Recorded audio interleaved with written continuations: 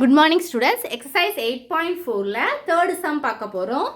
If A and B are two mutually exclusive events of a random experiment and P not A equal to 0.45, P of A union B equal to 0.65 and then find P of B அப்படிதானே கொடுத்துருக்காங்க. இப்போ solution பாருங்க. First கொடுத்துருக்க given எழுதிக்கோங்க. A and B are two mutually exclusive events. அப்படின்னா ஏயும் பிக்கும் வந்து எதுவுமே காமனாக உள்ளது கிடையாது அப்படின்னு சொல்லியிருக்காங்க. அப்போ என்ன எழுதலாம்? P of A intersection B equal to 0ன்னு போட்டுக்கலாம். மியூச்சுவலி எக்ஸ்க்ளூசிவ்னா எதுவுமே காமனாக இருக்காது அப்படிங்கிறதுனால நம்ம அப்படி என்ன போட்டுக்கலாம்?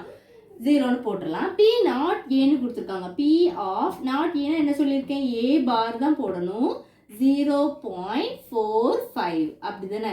அப்போ அடுத்து P of A union B என்ன கொடுத்துட்டாங்க? P of A union B equal to 0.65. Next find P of B. அப்போ P of B வந்து என்ன செய்யணும்? கண்டுபிடிக்கணும். இப்போ அடுத்த ஸ்டெப்ல நமக்கு P of B நமக்கு union B A union B இருக்கு. P of B தான் கண்டுபிடிக்கணும். P of A பார்ல இருந்து P of A கண்டுபிடிச்சிடலாமா? எப்படி எழுதுவீங்க? P of A பாரை எப்படி எழுதலாம்? இங்கே எழுதுறேன் பாருங்க. 1 minus P of Aன்னு எழுதிக்கலாமா? அப்போ ஈக்குவல் டு 1 மைனஸ் என்ன போட்டுக்கலாம்? ஏன்னா நமக்கு அதை வந்து அப்படி எழுதிக்கலாம். அடுத்த ஸ்டெப்பில் வந்து நம்ம என்ன பண்ணலாம் அப்படின்னா P of A பாரோட வேல்யூவை போட்டு நம்ம P of A வந்து கண்டுபிடிச்சிடலாம். அப்போ அதுதான் என்னது அடுத்த ஸ்டெப்பில் நம்ம பண்ண போகிறோம். நெக்ஸ்ட் ஸ்டெப் பாருங்க. அப்போ அடுத்த ஸ்டெப்பில் என்ன வரும்? P of ஒரு செகண்ட் கூட நான் கூட ஒரு தடவை எழுதியிருக்கிறேன். P of A bar equal to 1 minus P of A போட்டாச்சா? இப்போ P of A bar வந்து என்ன கொடுத்துருந்தாங்க? கொஷினை பார்த்துக்கோங்க. 0.45 equal to 1 minus P of A. புரியுதா? இப்போ உங்களுக்கு நம்மளுக்கு P of A வேணும். இதை இந்த சைட் கொண்டு வந்துட்டு இதை இந்த சைட் கூட கொண்டு வாங்க. 1 minus P of A equal to 0.45. Next என்ன பண்ணலாம்? Minus P of A equal to 0.45 plus 1 அந்த பக்கம் வந்தால் மைனஸ் 1 ஆயிரும். இப்போ minus of P of A equal to இது ரெண்டு சப் பண்ணலாம்னா எது அதிகமான நம்பர்? 1 தான். ஸோ சைடில் நான் பண்ணி காமிக்கிறேன். 1.00 0.45 பண்ணலாமா? அப்போ இங்கேருந்து 1 கொடுத்தோம்னா இங்கே 0 ஆயிரும் பாயிண்ட்டு. இங்கேருந்து இங்கே 1 கொடுத்தா இங்கே 9 ஆயிரும். 9ல் 4 போனால் 5.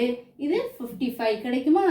0.55 ஏன்னா அதிகமானோட தான் போட்டோம். அப்போ மைனஸ் அந்த பக்கம் தான் இருக்குது. ஆனால் ரெண்டு பக்கமும் மைனஸ் இருக்கனால நம்ம நெக்ஸ்ட் ஸ்டெப்பில் ரிமூவ் பண்ணிக்கலாம்.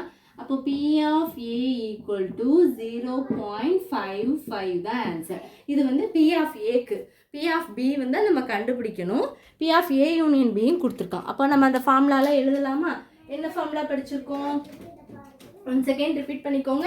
P of A union B equal to P of A plus P of B minus P of A intersection B போட்டாச்சா? இப்போ P of A வந்து என்ன கண்டுபிடிச்சு வச்சிருக்கோம்? 0.55 plus P of B வந்து என்ன நமக்கு தெரியுமா? தெரியாது. அதுதான் நம்ம கண்டுபிடிக்க போகிறோம். So P of B minus அது நம்ம போடுறதுனால போட்டுக்கலாம், இல்லைனா விட்டுருக்கலாம். அது என்னது? 0. ஸோ அது தேவையில்லை. P of A union B கொஷின்லேயே கொடுத்துருப்பாங்களே 0.65 கிடச்சிட்டா? இப்போ நம்மளுக்கு இது அப்படி இந்த பக்கம் கொண்டு வந்துடலாம். 0.65 மைனஸ் 0.55 சப் பண்ணால் உங்களுக்கு என்ன கிடச்சிரும்? P of B யோட வேல்யூ கிடச்சிரும். என்னது? சப் பண்ணி பாருங்க. 0. இதில் வேணால் நான் சைடில் குட்டியாக சப் பண்ணி பார்க்குறேன், நீங்களும் பாருங்கள். 0.55 என்ன வரும்? 0 6ல் 5 போனால் 1 0.10. அப்போ ஆன்சர் வந்து என்ன வரும்? P of B வந்து என்னது? 0.10 போட்டுக்கோங்க. இதுதான் ஆன்சர். இவ்வளோதான் அந்த வீடியோ. 10 ஏன்னா கேன்சல். இப்போ இது வந்து நம்மளுக்கு ஹையஸ்ட் நம்பரே அவனே கொடுத்துட்டான். இது ப்ளஸ்ஸாக இருக்கனால இந்த பக்கம் வந்து மைனஸ். இது அப்படியே வச்சுக்கிட்டா நம்மளுக்கு P of B யோட வேல்யூ கிடச்சிடும். அப்போ ஆன்சர் வந்து என்னது? 0.10. இவ்வளோதான் இந்த வீடியோ. எதுவும் டவுட்ஸ் இருந்தால் கண்டிப்பாக கேளுங்க ஸ்டூடெண்ட்ஸ்.